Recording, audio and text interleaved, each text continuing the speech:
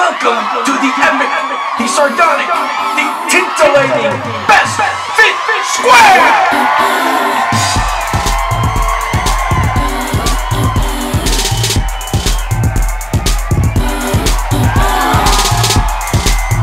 Hey folks, welcome back to Best Fit Square Show. I'm your host, Manuel Ortega.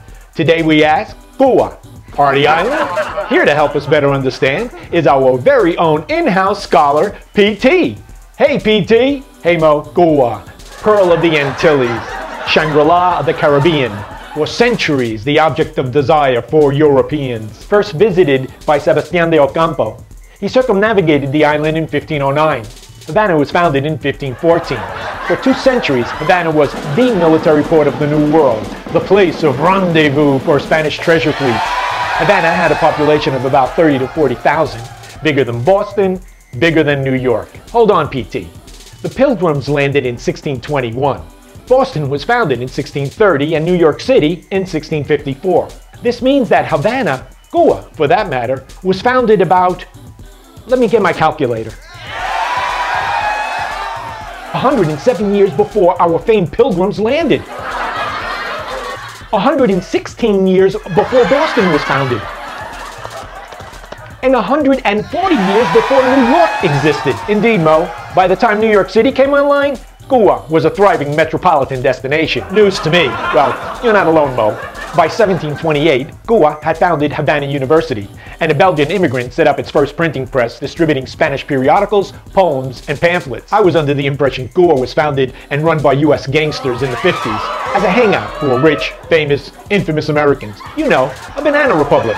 Long before being a banana republic, Cuba was home to English, Spaniards, Belgian, Dutch, French, Moors, Jews. For a period of time, Cuba was king of sugar, shipbuilder, military stronghold, slave supplier to North America.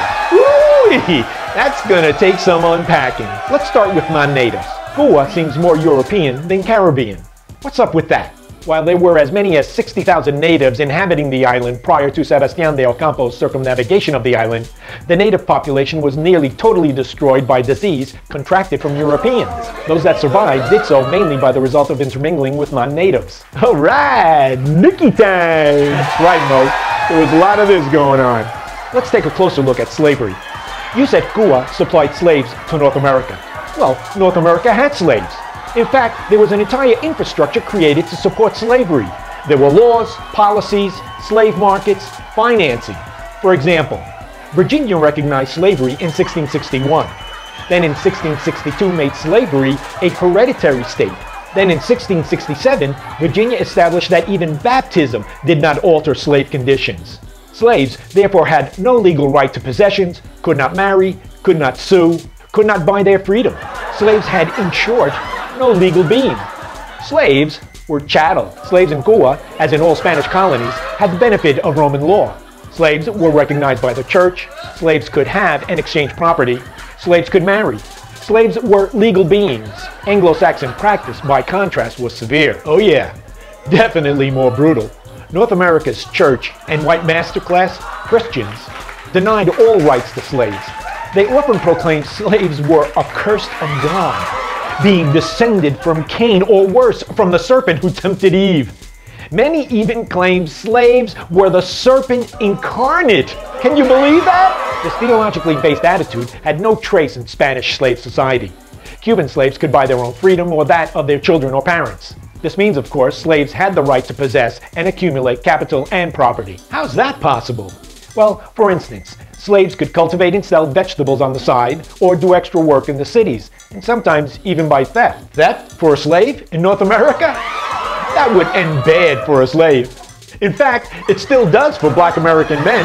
Although these stark contrasts existed, what also existed was that many slaves were so distressed by the psychological violence of capture, passage, and sale as to be unable to fathom how to accumulate capital or property.